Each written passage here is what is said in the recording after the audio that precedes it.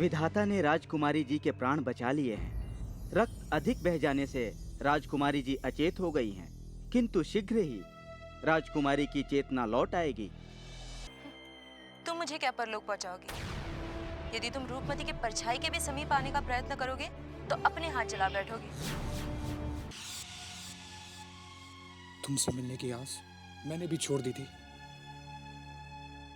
रणवीर सिंह की कारागार में रहते हुए हमने भी यही सोचा था कि हमारी समाधि भी वहीं बन जाएगी।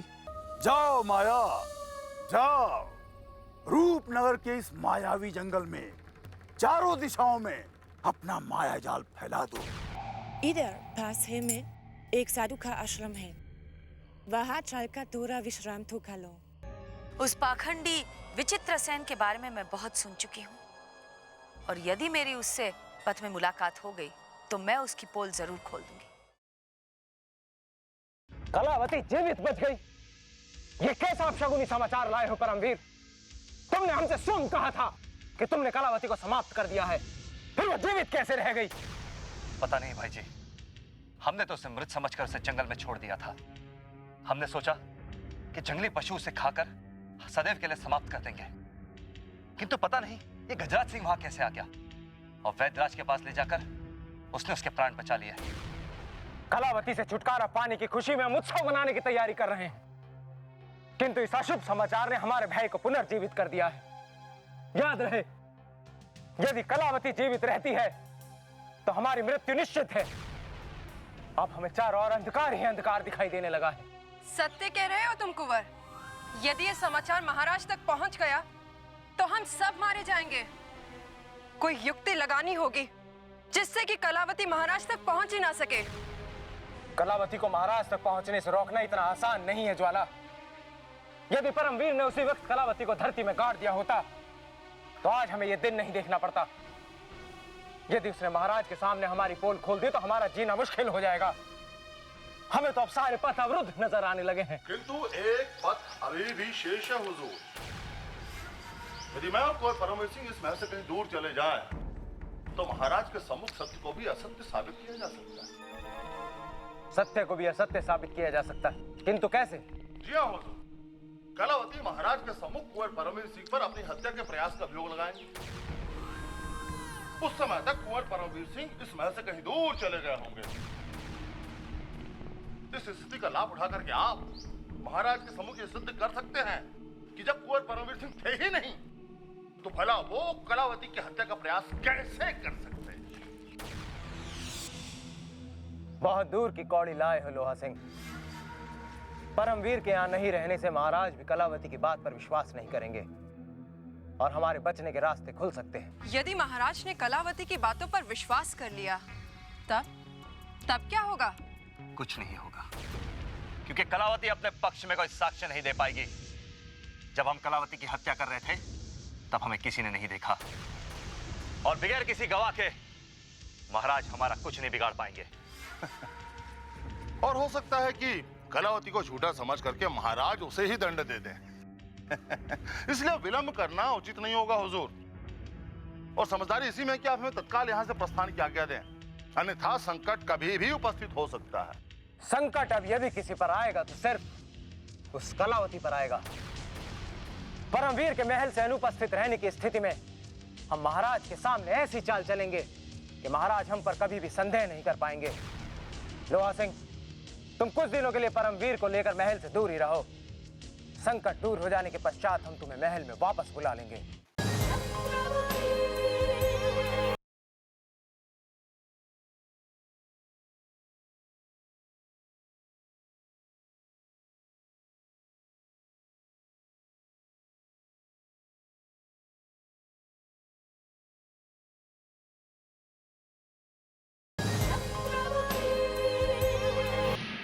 महामहिम प्रणाम। महामहिम, अब हमारे दिन फिरने वाले हैं। ऐसी सूचना लेकर आया हूं जिसे सुनकर आप प्रसन्नता से गदगद हो जाएंगे। तो शीघ्र बताओ नागराज, क्या सूचना लाए हो? महामहिम, बात ही कुछ ऐसी है। आज सांप भी मर गया और लाठी भी नहीं टूटी।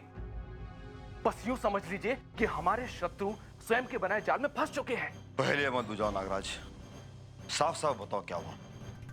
हम कुछ समझे नहीं। महामहिम, पता चला है कि परमवीर सिंह और लोहा सिंह ने कलावती पर प्राणघातक आक्रमण किया था, किंतु भाग्य से कलावती के प्राण बच गए। क्या क्या कह रहे हो तुम? आगे तो सुनिए महामहिम। अब कलावती जब महाराज के सामने उन दोनों की करतूतें खोलेगी तब क्या होगा? अरे मुझे तो लगता है कि महाराज उन दोनों के साथ साथ पूर्व मंत्री वर्ग को भी सूली पर चढ़ा देंगे। बताइए बताइए, कैसी सूचना लाया हूं मैं? सूचना तो बड़ी काम के लाए हो नागराज।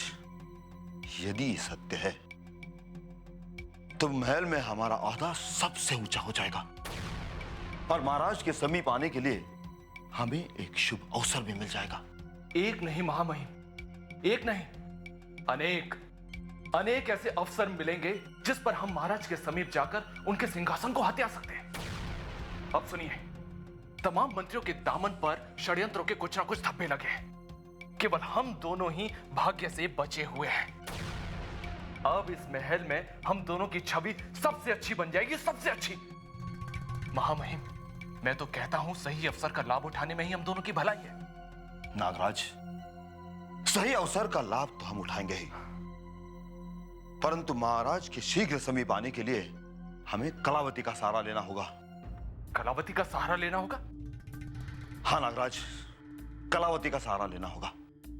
हमें कलावती से मिलकर उसकी खूब सहानुभूति बटोरनी होगी।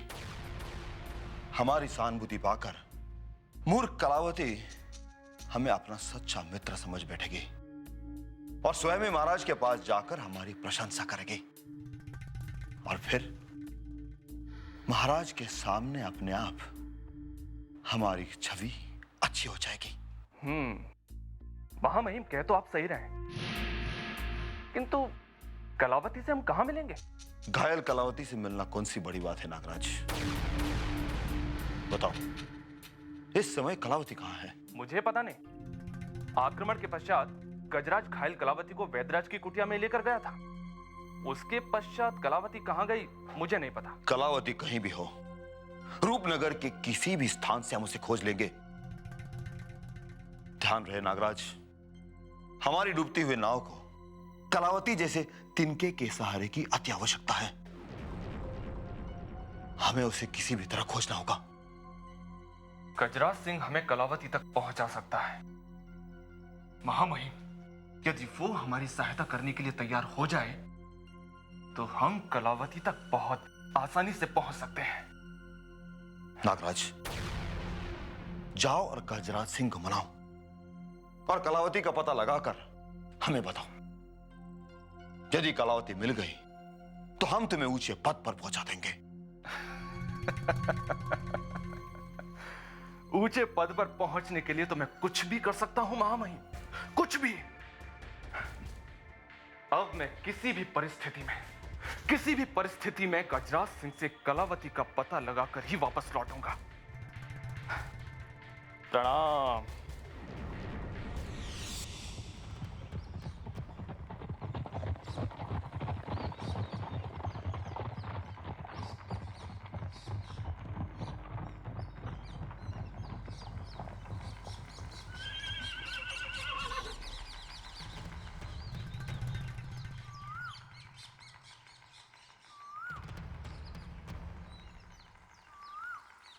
गजराज सिंह जी प्रणाम। मैं आप ही को ढूंढने के लिए निकला था। भाग्य से आप मुझे शीघ्र ही मिल गए। आज हमसे क्या कार्य पड़ गया नागराज? हमें पता चला है कि कलावती जी पर उनके शत्रुओं ने प्राणघातक हमला करके उन्हें घायल कर दिया है। बस उनके स्वास्थ्य की जानकारी लेने के लिए आया हूं। अब वो कैसी हैं? क्या उनके प्राणों का संकट दूर हो गया? हाँ, विधाता ने कलावती जी के प्राण बचा लिए हैं। अब उनका जीवन संकट से बाहर है। धन्य है, धन्य है। विधाता ने मेरी और महामहिम की प्रार्थना सुन ली। हमें जैसे ही पता चला कि कलावती जी पर आक्रमण हुआ है, हम दोनों विधाता से उनके जीवन की कुशलता की प्रार्थना करते रहे। गजराज सिंह जी, मैं कलावती जी से मिलकर उन्हें सांत्वना देना चाहता हूं। आप मुझे शीघ्र ही बताइए कि वो इस समय कहां हैं। ये तो हम भी नहीं जानते। कलावती इस समय रूपनगर में नहीं है। रूपनगर में नहीं है? तो फिर कहां है? गजराज सिंह जी वो घायल अवस्था में रूपनगर छोड़कर कहां चली गई? किसी अज्ञात स्थान पर कलावती चली गई है नागराज, क्योंकि उन्हें अपने शत्रुओं से भय था। कलावती का कहना था कि यदि उनके शत्रुओं ने उन्हें जीवित देख लिया तो वापस आक्रमण करके उन्हें मार डालेंगे। इसलिए वो बेचारी अनाथ कन्या सदैव सदैव के लिए रूपनगर का महल त्याग कर चली गई है। परंतु गजराज सिंह जी कलावती ने ऐसा क्यों किया? उन्हें रूपनगर नहीं छोड़ना था।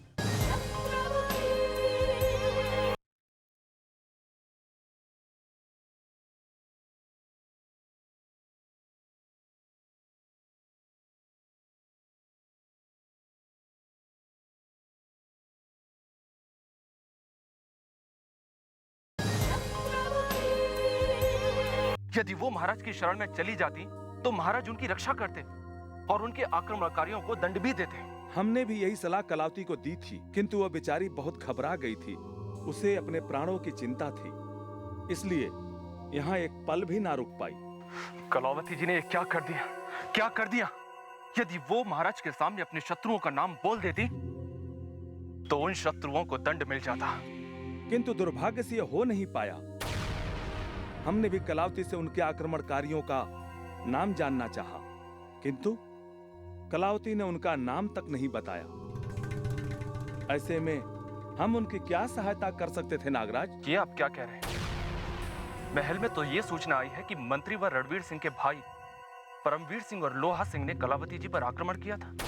नागराज को ये सूचना भी मिल ही गई, किंतु कलावती के बारे में इसे और कोई सूचना कभी नहीं मिल पाएगी। आप किस सोच में डूब गए गजराज सिंह जी? कलावती ने अपने शत्रुओं का नाम आपको क्यों नहीं बताया? जबकि आपने तो कलावती जी के प्राण बचाए थे। तो फिर कलावती ने ऐसा क्यों किया? यह हम भी नहीं जानते। कलावती ने रूपनगर से जाते समय केवल इतना ही बताया था कि उसके शत्रु बहुत शक्तिशाली हैं। उनके सामने वो टिक नहीं पाएगी। वैसे भी वो बेचारी अनाथ कन्या भागकर अपने प्राण बचाने के सिवा और कर भी क्या सकती है नागराज? ये तो बहुत बुरा हुआ, बहुत बुरा। एक अनाथ कन्या के साथ इतना अन्याय मैं और महामहिम कभी सहन नहीं कर सकते। रूपनगर में किसी अनाथ कन्या की इतनी दुर्गति हम कभी नहीं देख सकते। इसलिए कलावती को खोजना हमारा कर्तव्य है। हम उसे खोजकर उनके आक्रमणकारियों को दंड अवश्य दिलवाएंगे गजराज सिंह जी। अब मैं चलता हूं। प्रणाम।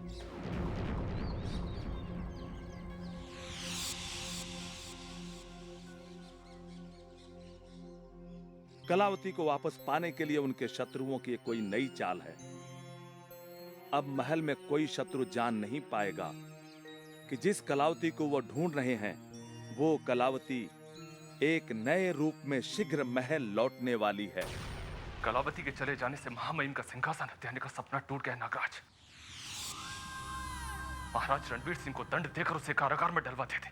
कलावती के चले जाने से महामहिम की सारी योजनाओं पर पानी फिर गया। नागराज, तुम्हारे मुख पर ये चिंता की लकीरें? लगता है राजवीर सिंह को कोई बहुत ही अशुभ समाचार देने जा रहे हो तुम। नहीं नहीं ज्वाला, ऐसी कोई बात नहीं है। झूठ मत बोलो नागराज। तुम्हारे डरे डरे नेत्र तो साफ बता रहे हैं कि दाल में अवश्य ही कुछ काला है। अब क्या तुम हमें भी नहीं बताओगे कि आज कौन सा नया समाचार लाए हो? ज्वाला, महामहिम ने मुझे किसी आवश्यक कार्य से याद किया था। जैसे मुझे इस बात का पता चला, मैं दौड़ा दौड़ा उनसे मिलने के लिए चला आया। बस इतनी सी बात है। इतनी सी बात है? हमें तो लगा कि कोई बहुत बड़ी बात होगी। तुम हमसे कुछ छिपाना चाहते हो, है ना? ज्वाला, इस महल में तुमसे क्या छिपा है? महल की सारी बातें तुम बहुत अच्छी तरह से जानती हो। मैं सत्य कह रहा हूं ज्वाला, मैं केवल महामहिम से मिलने के लिए ही जा रहा हूं। नागराज, ज्वाला उड़ती चिड़िया के पर गिन सकती है। तुम अभी राजनीति के कच्चे खिलाड़ी हो। ज्वाला के साथ राजनीति खेलने का प्रयत्न करोगे तो हाथ जला बैठोगे। हाथ जला बैठोगे? ये आप क्या कह रही हैं? मैंने आपके साथ कभी कोई राजनीति नहीं की। करते भी कैसे? ज्वाला तो राजनीति की चालों को बचपन से जानती है। अब तुम और तुम्हारे उस महामहिम के षड्यंत्र अधिक दिन नहीं चलेंगे। ज्वाला, तुम बिना किसी कारण मुझसे उलझ रही हो। एक तो महामहिम के कार्य में पहले से ही विलंब हो रहा है, उस पर तुम मेरा पथ रोके खड़ी हो। जाने दो मुझे। तो जाओ, किंतु एक बात जरा ध्यान से सुनते जाओ।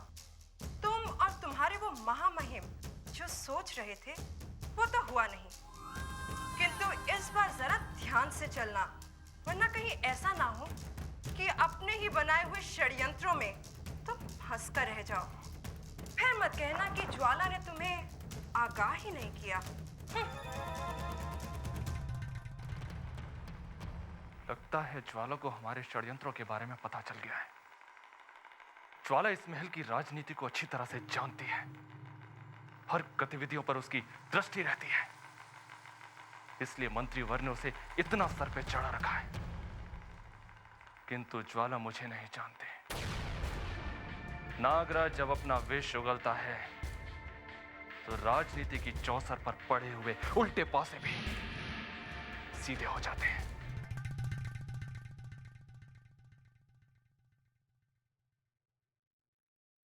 महामहिम प्रणाम। आओ नागराज आओ। हम बेसब्री से तुम्हारी ही प्रतीक्षा कर रहे थे। कहो, कलावती की क्या स्थिति है? क्या तुमने उसे सहानुभूति के जाल में फंसा लिया? नहीं महामहिम, मैं कलावती को अपने सहानुभूति के जाल में नहीं फंसा पाया, क्योंकि पासा उल्टा पड़ गया है। हमने जो सोचा था उसका उल्टा हो गया है। क्या? तुम सदैव अशुभ अशुभ समाचार लाते हो। तुम्हारी हर सूचना हमारे लिए किसी न किसी संकट का कारण बन जाती है। शीघ्र बताओ, क्या समाचार लाए हो? महामहिम, आप मुझ पर क्रोधित क्यों हो रहे हैं? मैं गया तो शुभ कार्य के लिए ही था, किंतु पथ में हमारा दुर्भाग्य खड़ा था। दुर्भाग्य? महामहिम, गजराज सिंह ने मुझे यह भी बताया कि कलावती रूपनगर को छोड़कर कहीं और चली गई है। क्या? कलावती रूपनगर छोड़कर चली गई? ये असंभव है। महामहिम, यह संभव हो गया है। कलावती मंत्रीवर और उनके भाई परमवीर को दंड दिलाए बिना ही सदैव के लिए इस महल को और रूपनगर को छोड़कर चली गई है। किंतु अनाथ कन्या ऐसे कैसे चली गई?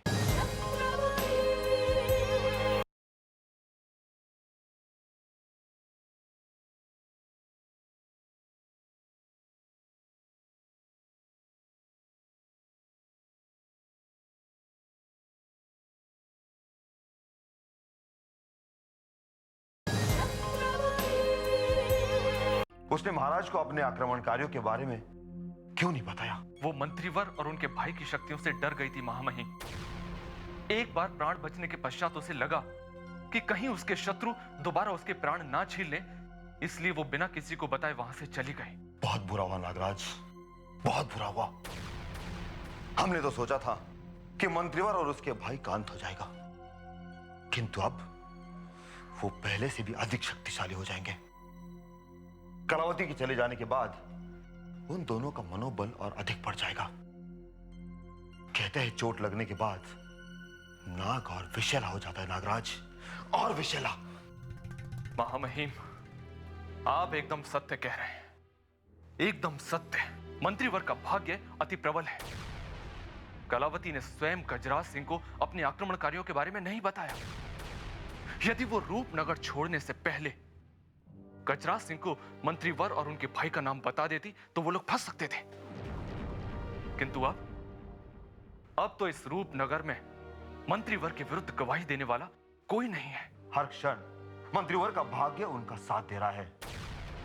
यदि कलावती रूपनगर छोड़कर नहीं जाती तो हम मंत्रीवर के लिए महल के द्वार सदैव के लिए बंद करते थे, किंतु हमारा दुर्भाग्य ऐसा हो नहीं पाया।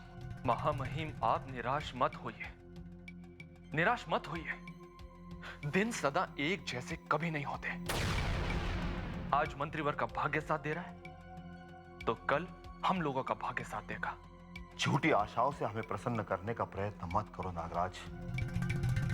अब कुछ नहीं हो सकता। जब तक हमें कलावती नहीं मिलती तब तक मंत्रीवर और उनके भाई परमवीर की ओर हम नेत्र उठाकर भी नहीं देख सकते। कलावती को खोजना बहुत कठिन है, बहुत कठिन। रूपनगर के मायावी जंगलों को पार करके वो अनाथ कन्या न जाने कहां लुप्त हो गई होगी। अब हमें अपने शत्रुओं को पराजित करने के लिए कोई नई युक्ति सोचनी होगी महामहिम। तुम ठीक कह रहे हो नागराज। अब पूर्व मंत्रीवर को पद से हटाने के लिए हमें कोई ऐसी युक्ति निकालनी होगी जिससे सांप भी मर जाए और लाठी भी ना टूटे। अभी तक पूर्व मंत्रीवर अपने भाग्य से बचे हुए थे, किंतु जिस दिन दुर्भाग्य उनके कक्ष का द्वार खटखटाएगा, उस दिन मंत्रीवर का देवता भी उनको बचा नहीं पाएगा।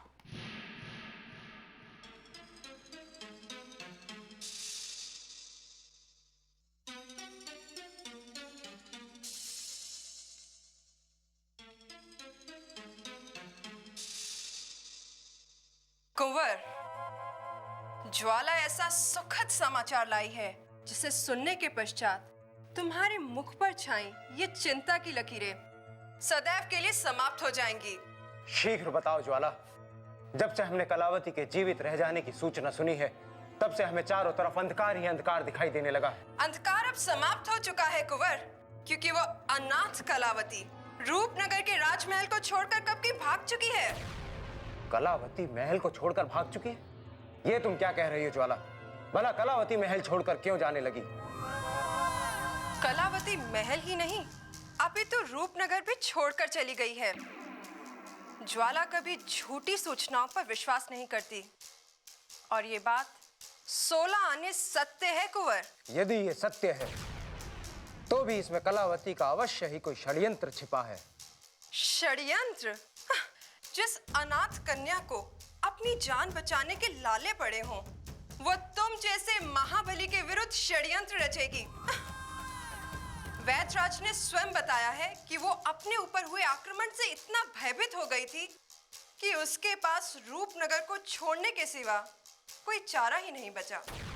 किंतु हमारी समझ में ये नहीं आ रहा है कि कलावती रूपनगर को छोड़कर क्यों जाएगी।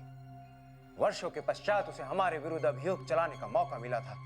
यदि एक बार, सिर्फ एक बार वो हमारा नाम महाराज के सामने भी ले लेती तो रूपनगर छोड़कर हमें जाना पड़ता। फिर कलावती बिना किसी को बताए रूपनगर छोड़कर कैसे चली गई? वैद्यराज ने स्वयं बताया है कि उसके ऊपर हुए आक्रमण का उसे इतना भय था कि यदि उसके शत्रुओं को पता चल जाता कि वे जीवित है, तो दोबारा आक्रमण करके उसके शत्रु से समाप्त कर देते। इसलिए रूपनगर को छोड़ना तो उस कलावती की विवशता हो गई थी। नहीं ज्वाला, नहीं। हमें किसी बड़े षड्यंत्र की गंध आ रही है। कलावती जैसी चतुर लड़की इतनी आसानी से अपनी हार स्वीकार नहीं कर सकती। वो अवश्य ही रूपनगर में कहीं छिपी है और हमें छलने के लिए ये सब नाटक कर रही है। नाटक? जिसे तुम नाटक समझ रहे हो वो सत्य है कुंवर। मृत्यु का भय तो बड़े बड़े महाबली तक को कायर बना देता है। फिर उस अनाथ कलावती की बिसात ही क्या है? कदाचित तुम्हें ही अपनी शक्ति और शौर्य का मूल्य नहीं है कुंवर। अन्यथा जब रूपनगर के बड़े बड़े महायोद्धा तक तुम्हारे नाम से कांप उठते हैं, तो वो तुझ कलावती कहां टिक पाती? हमारा विश्वास करो, हम तुम्हें कभी असत्य सूचना नहीं देंगे कुंवर। यदि तुम इतने विश्वास के साथ कह रही हो तो हम तुम्हारी बात पर विश्वास कर लेते हैं ज्वाला। किंतु इसका तात्पर्य ये कदापि नहीं है कि हम कलावती की ओर से निश्चिंत हो जाएं। हमें सदैव ही सतर्क रहना होगा, क्योंकि कलावती अति अवसरवादी है। अवसर मिलते ही वो किसी चोट खाई नागिन की भांति हम पर वार कर सकती है। यदि कलावती ने पलटकर कभी तुम पर वार करने का प्रयत्न किया भी तो उस नागिन का फन तो ज्वाला अपने पैरों तले कुचल देगी। पर याद रखना कुंवर, कभी तुम पर संकट ना आने देगी ज्वाला। हमें तुम पर पूर्ण विश्वास है ज्वाला। तुमने सदैव ही संकट में हमारा साथ दिया है। किंतु एक अति आवश्यक सूचना परमवीर सिंह तक पहुंचाना बहुत आवश्यक है। सूचना? कैसी सूचना? परमवीर तक हमें यह सूचना पहुंचानी है कि यदि जंगल में उसे कहीं कलावती नजर आ जाए तो उसे मृत्यु दंड देकर जमीन की गहराइयों में गाड़ देना है, ताकि फिर किसी भी स्थिति में कलावती जीवित न बच पाए। और उसके धरती में समा जाने के पश्चात हम परमवीर सिंह को महल में वापस बुला लेंगे।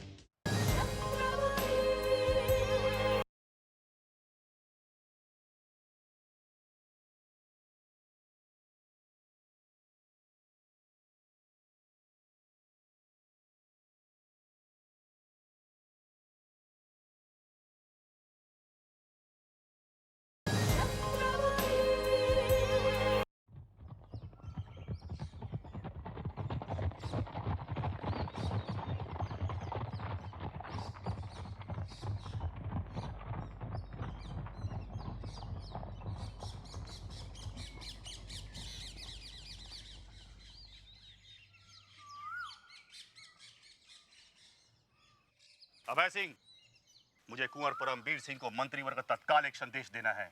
क्या वो इसी गुप्त स्थान में है या कहीं जंगल में गए हैं? कुंवर परमवीर सिंह अपने सैनिकों के साथ यहीं पर हैं। आइए मैं आपके उनसे भेंट करवा देता हूँ। आओ। चलिए। आओ जयचंद, बताओ महल से क्या सूचना लेकर आए हो? मंत्रीवर ने आदेश दिया है कि दुष्ट कलावती यदि जंगल में कहीं दिख जाए तो उसे तत्काल मारकर धरती में गाड़ दिया जाए, ताकि वो फिर कभी जीवित होकर महल वापस ना लौट सके। ये क्या हो रहा है? कलावती पर पहले आक्रमण हुआ, फिर वो महल छोड़कर चली गई। ये क्या रहस्य है? ये तो हम पहले से ही जानते थे कि वो तुच्छ कलावती हमारे शौर्य के आगे नहीं टिक सकती। अपने प्राणों को बचाने के लिए महल छोड़कर भागना ही उसके लिए अंतिम उपाय था। वो दुष्ट कलावती महल से भाग गई। अच्छा है, ये जान करके हमें बहुत प्रसन्नता हुई है जयचंद। यदि वो दुष्ट कलावती महल से नहीं भागती तो संभव था कि मंत्रीवर रणवीर सिंह उसकी समाधि उस महल में ही बनवा देते। और उस कलावती ने महल से भाग करके अपनी चतुराई का परिचय दिया कुंवर परमवीर सिंह। भाग कर जाएगी कहा, कहीं ना कहीं तो हमें अवश्य दिखाई देगी, और जैसे ही वो हमें दिखाई देगी हम उसे मृत्यु के मुख में पहुंचा देंगे और भाई जी की आज्ञा अनुसार उसे धरती में गड़वा देंगे।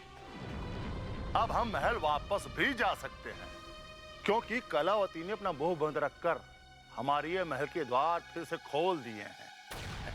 नहीं हुजूर, मंत्रीवर ने आदेश दिया है कि जब तक वो ना कहें आप लोग महल वापस ना आए, उचित समय आने पर वो स्वयं आप लोग को महल बुला लेंगे। ठीक है जयचंद, किंतु आज तुमने शुभ समाचार देकर हमें चिंता से मुक्त कर दिया है। अन्यथा कलावती हमारे गले में फंसी वो फांस बन चुकी थी जिसे ना हम निगल सकते थे ना उगल सकते थे। तुम भाई जी को जाकर हमारे संदेशा दे दो कि यदि कलावती हमें मिल गई तो उसके पश्चात किसी को दिखाई नहीं देगी। आपका संदेश पहुंच जाएगा। अब मुझे चलना चाहिए।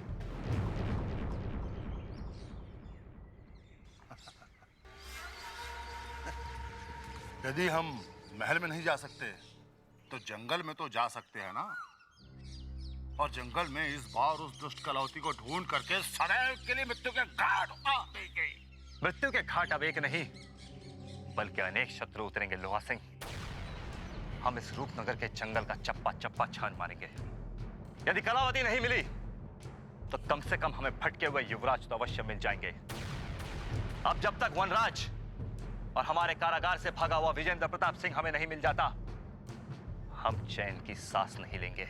बहुत कष्ट सहने के पश्चात हम रणवीर सिंह के कारागार से भागने में सफल हुए। दुर्गेश्वरी, अब हम बहुत थक चुके हैं। यदि हमें तुम ना मिलती तो हम कब का टूट कर बिखर गए होते। कुंवर, विधाता की कृपा से हम फिर से मिल गए हैं। अब तुम्हें कोई कष्ट नहीं होगा। और मैं भी इस डाकू के जीवन से थक गई हूं। चाहती हूं कि ये डाकू का चोला सदैव सदैव के लिए उतर जाए। और अब मेरे सपने सत्य होते प्रतीत हो रहे हैं। विजयगढ़ पहुंचते ही तुम डाकू नहीं अपितु राजकुमारी दुर्गेश्वरी कहलाओगी। हम तुम्हें अपनी युवरानी बनाएंगे। तुम्हारे त्याग को हम कभी नहीं भूल सकते। मुझे तुम पर पूरा विश्वास है कुंवर,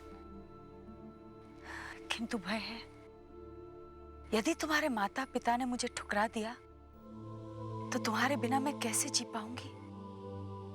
समझ में नहीं आता कि एक महाराज और महारानी एक डाकू को कैसे स्वीकार कर पाएंगे। हमारे माता पिता हमारी खुशियों को कभी नहीं ठुकराएंगे। जब हम उन्हें तुम्हारे बलिदान के बारे में बताएंगे वो तुम्हें अवश्य स्वीकार करेंगे।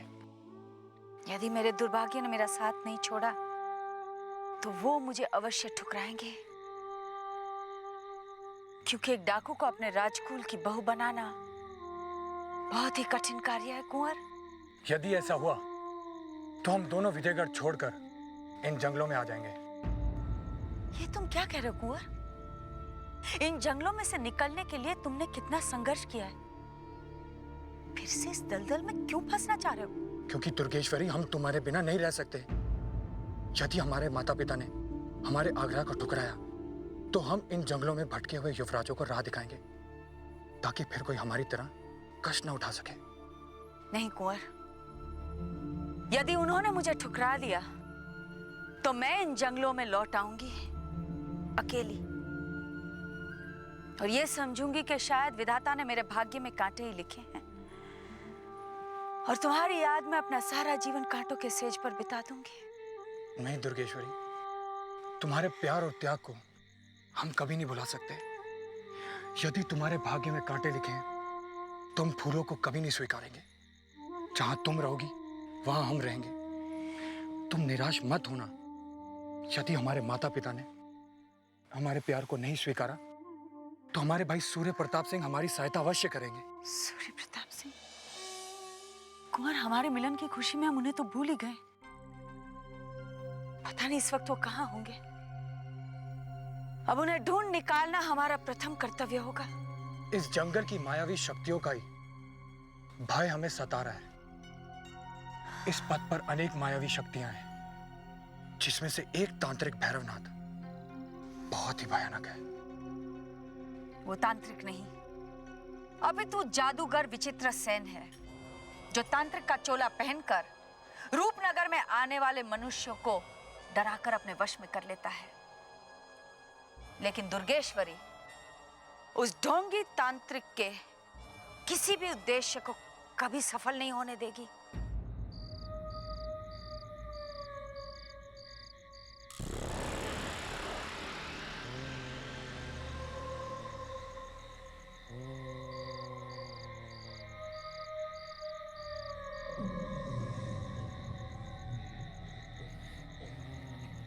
मेरा मस्तक, यहाँ मुझे मेरे मस्तक की गंध आ रही है। हाँ, मुझे विश्वास है कि उस तांत्रिक ने मेरा मस्तक यहीं कहीं छिपाया है। हाँ, आज मुझे मेरा मस्तक मिल जाएगा तो उसके बाद मैं उस तांत्रिक को उसके किए का दंड अवश्य दूंगा। लेकिन मुझे अभी समय व्यर्थ नहीं करना चाहिए। हाँ, हाँ।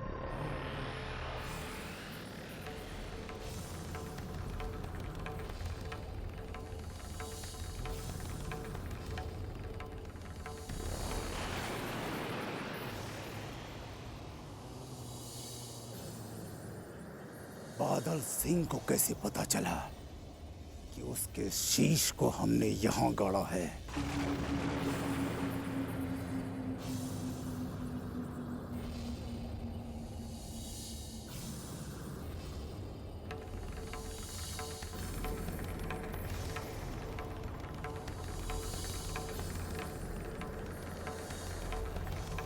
जय महाकाल! तेरा शीश प्राप्त करने का ये स्वप्न हम कभी पूर्ण नहीं होने देंगे। भैरवनाथ की आंखों में धूल झोंकना इतना आसान नहीं है। नीच तांत्रिक, एक दिन तुझे बहुत पछताना पड़ेगा। अरे गरीब और निर्बल लोगों का खून बहाने के लिए तुझे दंड अवश्य मिलेगा। कौन देगा हमें दंड? आकाश में बैठे देवी देवता, वो भी हमारा कुछ नहीं बिगाड़ सकते। फिर इस धरती के तुच्छ मानव, वो हमारा क्या बिगाड़ लेंगे? हाँ?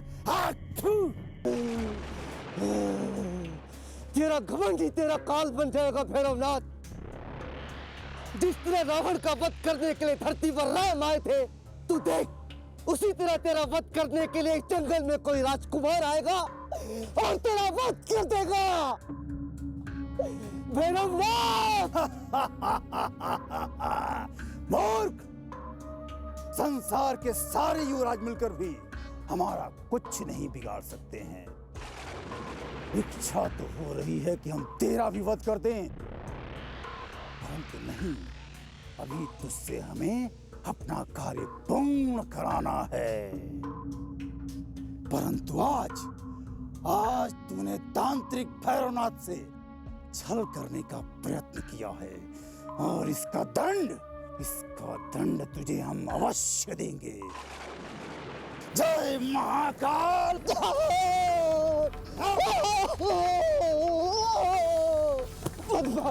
मत मार मुझे तांत्रिक, मत मार।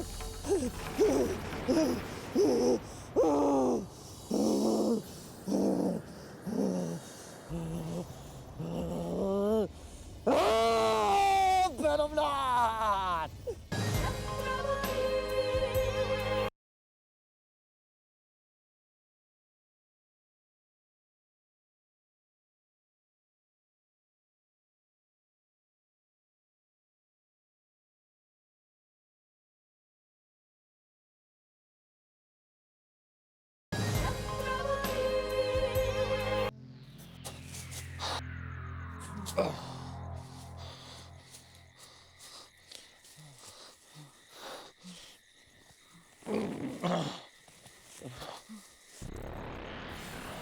जय महाकाल।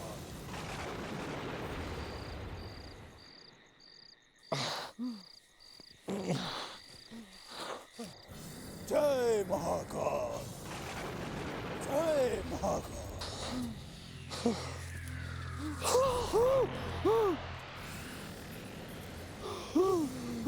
सोनावर, जो हमें दिखाई दे रहा है वो सत्य है या हमारे नेत्रों का भ्रम? जय महाकाल।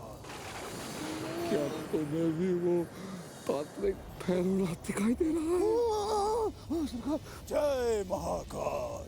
सोनावर, ये कैसा माया जाल है? सोनावर,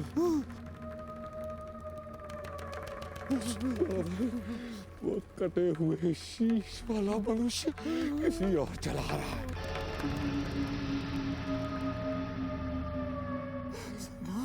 आप उस भैरवनाथ के सम्मुख मत जाइएगा। क्यों?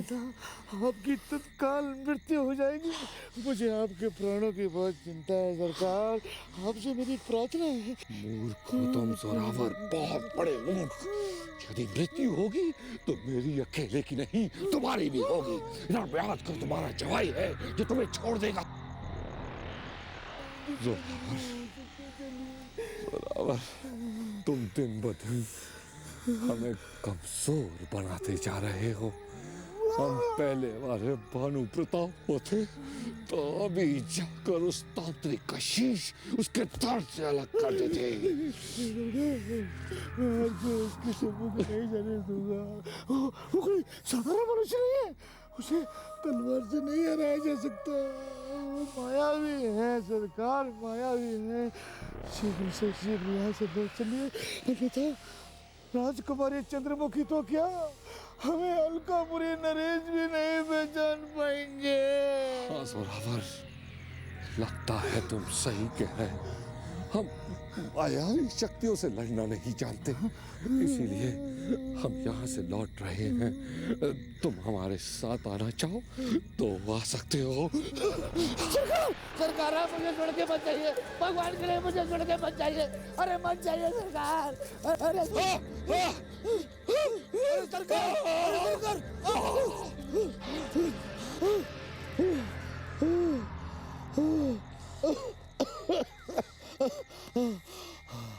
सरकार, अब हम सुरक्षित स्थान पर हैं। यदि उस तांत्रिक की दृष्टि हम पर पड़ जाती तो हम शीश कटे धड़ को लिए हुए इधर उधर भटक रहे होते। सरकार, किंतु एक बात आज मैंने देखी कि आप संकट के समय में अश्व से भी अधिक तीव्र गति में दौड़ते हैं। और एक बात हम भी देख रहे हैं कि तुम्हारे साथ रह रहकर दिन प्रतिदिन हम कायर होते जा रहे हैं। हम तो उस तांत्रिक को ललकारने ही वाले थे, लेकिन तुमने टोक टोक कर हमें रोक दिया। याद रखना, जिस दिन वो तांत्रिक हमें दिख गया, हम उसका शीश काट कर अलकापुरी के चौराहे पर लटका देंगे। लटका देना सरकार, अवश्य लटका देना। किंतु इस समय बचकर निकल जाने में ही समझदारी है। सरकार, ये आहट आपने सुनी? लगता है वो तांत्रिक हमारे पीछे पीछे आ रहा है। छुप जाओ। ये क्या सुंदर युवती है। इस भयानक जंगल में ये कैसा मंगल? ये कौन हो सकती है? सरकार, ये तो पता नहीं, किंतु ये युवती कहीं आसपास के गांव की ही रहने वाली है। यदि ये आसपास के गांव की है तो अवश्य ये रूपनगर का मार्ग जानती है। चलो इससे पूछते हैं। सरकार, यदि आपने सोचा है तो ठीक ही सोचा है, किंतु आप जैसे महाप्रतापी महाशक्तिशाली महाराज भानु प्रताप सिंह किसी युवती से रूपनगर का पथ पूछेंगे तो कैसा लगेगा? ये कैसे लगेगा ये सब हम नहीं जानते। हमें तो केवल रूपनगर का महल दिख रहा है और हम अपनी होने वाली राजकुमारी चंद्रमुखी का मुखड़ा देखना चाहते हैं। बुलाओ इसे। कन्या! ये दो दिन